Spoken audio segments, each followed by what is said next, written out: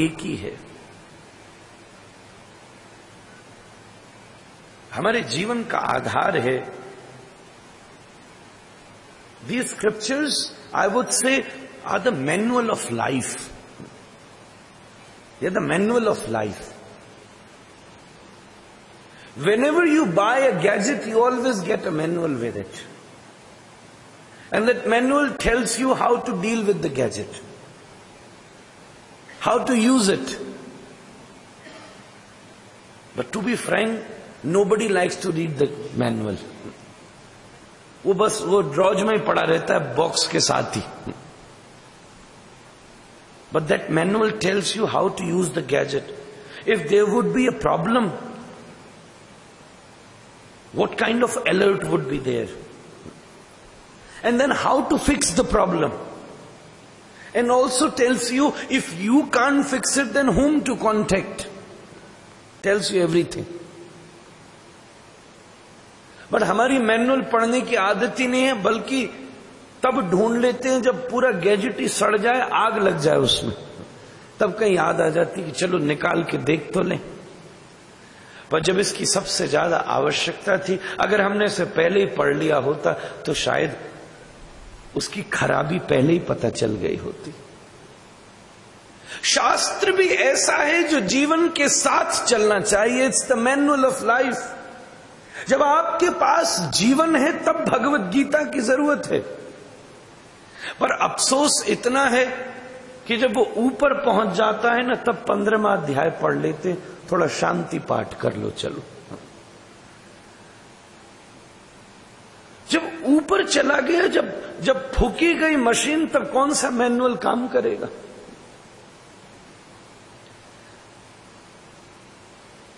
ये विषय वो नहीं है जिसकी आवश्यकता मृत्यु के बाद है, तो उसके बाद का तो पता नहीं. संभावना पूरी है, अभिलाषा पूरी है कि मुक्ति की प्राप्ति हो जाए, जिसके लिए जन्म लिया था, जहां से मैं आया था वहां वापस चला जाऊं. मैं 45 दिन बाद अपने देश लौटा हूं. मैं जानता हूं घर लौटने में कितना सुख मिलता है. जहां से आए थे वहां जाने का सुख किस स्तर का होगा, इस बात की कल्पना भी नहीं की जा सकती. पर समस्या यह है कि हम इन ग्रंथों को तब पकड़ते हैं शायद जब इसकी कोई आवश्यकता नहीं है. इसलिए न सुनिएगा कि मृत्यु के बाद कुछ मिलेगा. न मिला तो मेरे तो लेने के देने पड़ जाएंगे. जब हमारे हाथ में जीवन है, जब हमारे हाथ में अवसर है, तब ये ग्रंथ जीवन में क्या कार्य कर सकता है, वही इसकी सबसे बड़ी उपयोगिता है, उपादेयता है.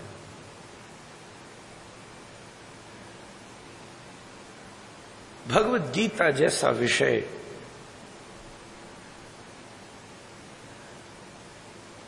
चाहे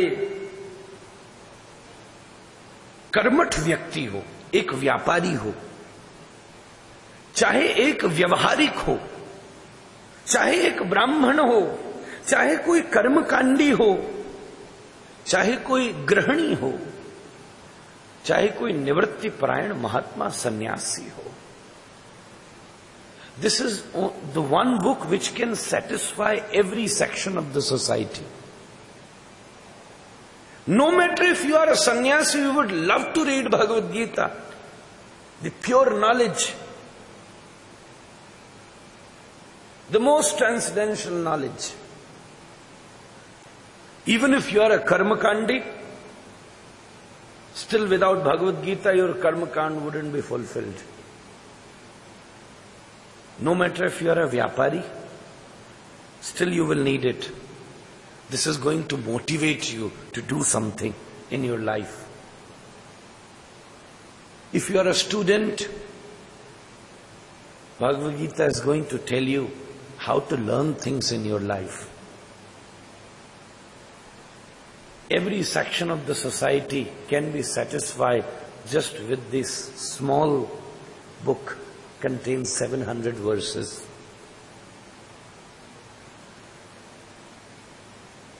जीवन का मूलभूत आधार है श्रीमद् भगवद गीता का ये स्वरूप। श्री कृष्ण ने खड़े होकर बड़ी दिव्यता के साथ उपनिषदों का दोहन किया है। कृष्ण के द्वारा गाया हुआ गीत ही गीता है। कृष्ण 2 बार बोले और दोनों बार मित्रों से बोले। जो अर्जुन से बोले वो भगवद गीता है, जो उद्धव से बोले वो श्रीमद् भागवत है। और मजे की बात एक और है कि दोनों बार तब बोले जब युद्ध चल रहा था। ये सबसे अनयूजुअल प्लेस पर प्रवचन देते। दोनों बार तब बोले जब फाइट थी। गीता तब बोले जब अर्जुन के यहां गृह युद्ध था। भागवत उद्धव से तब बोले जब यदुवंश में युद्ध चल रहा था। दोनों तरफ के युद्ध में बोली। युद्ध के बीच में दिया प्रवचन है।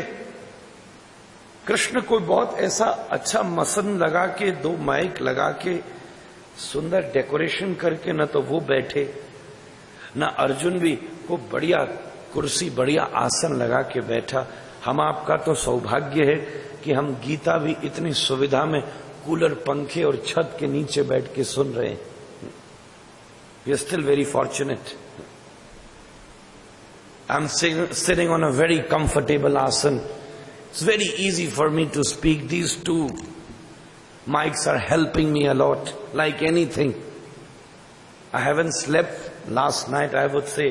Still, that's why the voice is still croaky. But still, these mics are helping me like anything. But look at Krishna. घोड़े चिल्ला रहे हैं, हाथी हिनहिना रहे हैं, दुर्योधन उधर परेशान है। ये दोनों मिलके कर क्या रहे हैं बीच में? वो अलग बात कर रहा है गुरुजी से, कौन हमारी तरफ है कौन आपकी तरफ है। भीष्म और द्रोणाचार्य से बातचीत चल रही है। That's how it is starting in between the battle field. युद्ध के बीच का प्रवचन है, इसलिए गीता सबसे असरदार दवाई है। ये पूरा जीवन एक युद्ध की तरह ही है। पूरा जीवन, आपकी हर एक श्वास एक युद्ध है।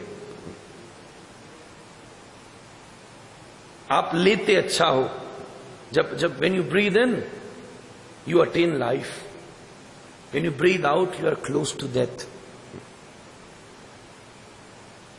This breathing is a battle between life and death. हर क्षण चल रही है। 1 मिनट में रुक जाए सारा खेल खत्म। डेथ को इतनी ड्रामेटिक चीज नहीं है। हम सोचते हो कहीं हमारी जाके गाड़ी ठुक जाएगी, फिर हम 15 दिन अस्पताल में पड़े रहेंगे, फिर लोग आके हमको देखेंगे, then we'll get opportunity to write a will, and then ultimately with some Ram Krishna नाम we'll leave our body. ये तो किसी fortunate को ही मिलता है। If you just want to experience death, you can experience it even here. Breathe in, breathe out, breathe in, breathe out, breathe in, breathe out, and don't breathe in. That's all. ये अंदर नहीं गई। 15 दिन की भूमिका यहीं की यहीं, सारे जीवन की planning zero. Everything is finished.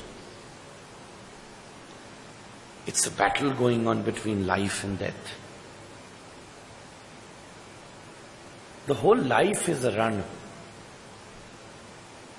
That's why it is the most effective knowledge.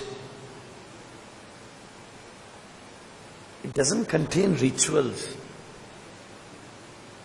There's no tantra in it. There's no mantra in it. There's no sadyantra in it too. Shuddha knowledge. Shuddha philosophy. Pure darshan है गीता के आश्रय में। युद्ध के बीच का प्रवचन है श्री कृष्ण का।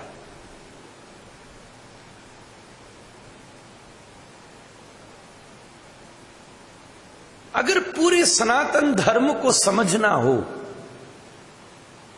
तो गीता जैसा शास्त्र दूसरा नहीं हो सकता। What we all ordinarily thinks that worship is Sanatan Dharma. That's where we mistake. We always mistaken there. Worship is just a major part of our religion, of our dharma. But that is not all about our Sanatan Dharma. It's just a major part. अगर उपासना धर्म होती तो दुनिया का सबसे बड़ा धार्मिक व्यक्ति रावण होना चाहिए था। उसके जैसा उपासक धरती पर दूसरा नहीं हुआ। हम आप शिव जी के ऊपर फूल चढ़ाते हैं और वो फूल भी वो ये गंगा जी का अभिषेक करते हैं, गंगा भी वो जो शिव ने खुद दी है। आप बताओ,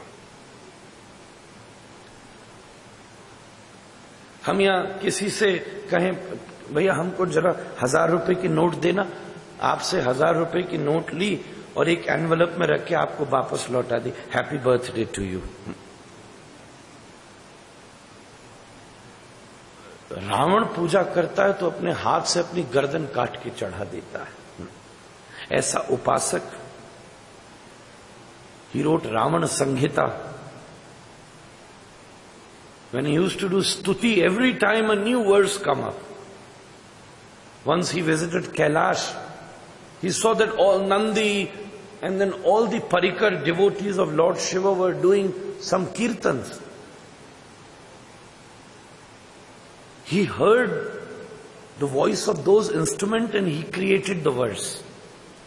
Yasyaste drata drata द्रुट द्रुट ममलम टम टम टम टम टम डम सम डुडम सम डुहि डुहि चकितम भूपकम भुवनालयम तैलौ तैलौ तु तैलौ खुकु खुकु खुकु खुकु ख्वं ख्वं ख्वं ख्वं ख्वं ध्यायन्ते विप्रगान्ते वसति च सकलो पातु नो चंद्रचूड़ा। द्राट द्राट, ढोलक कैसे बज रही है, मजीरा कैसे बज रहा है, डमरू कैसे बज रहा है, वो सबकी ध्वनि का श्लोक बना दिया। राम और रावण में यही फर्क है। रावण रोज शिवार्चन करता है एक लक्ष्य के लिए कि मुझे सीता की प्राप्ति हो जाए। वो अधार्मिक है और उपासक है। राम जी एक बार शिव जी की पूजा करते हैं, किस लक्ष्य के लिए? रामेश्वरम में, कि मुझे सीता जी की प्राप्ति हो जाए। अब आप ही बताओ, भोलेनाथ कितने बड़े धर्म संकट में फंस गए। अपने प्रिय शिष्य की सुने कि अपने मित्र की सुने, दोनों ही एक चीज मांगते हैं, दोनों ही सीता मांग रहे हैं। पर हम आप सब जानते बात सफल किसकी हुई? धार्मिक होकर राम की एक पूजा भी सफल हो गई और अधार्मिक होकर रावण की हजारों पूजा भी असफल हो गई। But I also want to से,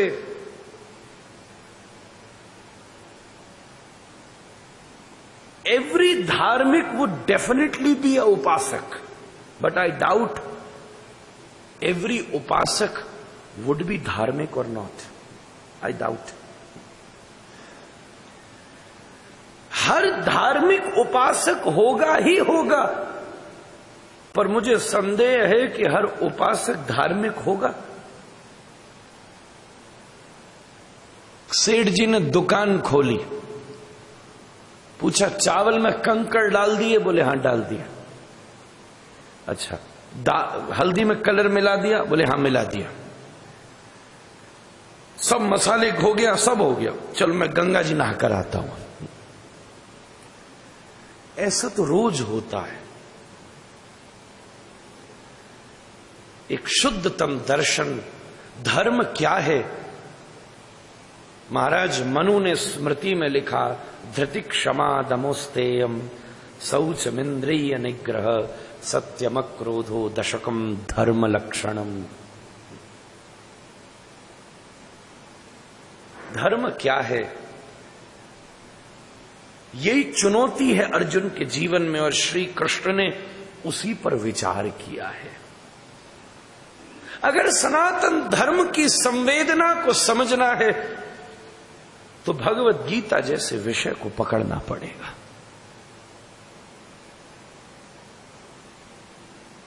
नहीं तो दुनिया हमारे धर्म को बस मिथ कह कह करके गालियां देती रहेगी। गीता की उस संवेदना को समझना पड़ेगा। बंधुओं, मैं पूरे विश्व में घूमकर आया।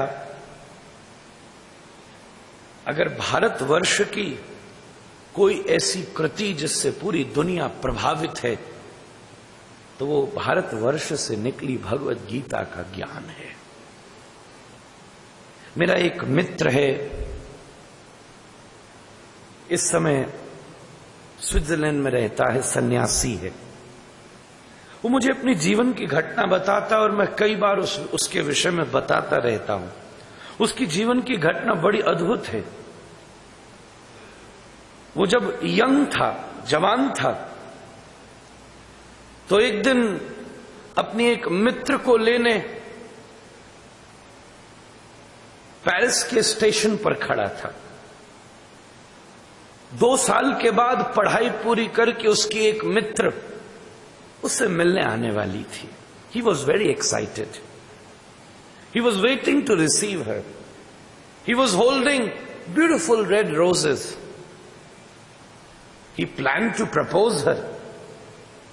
Everything was nice.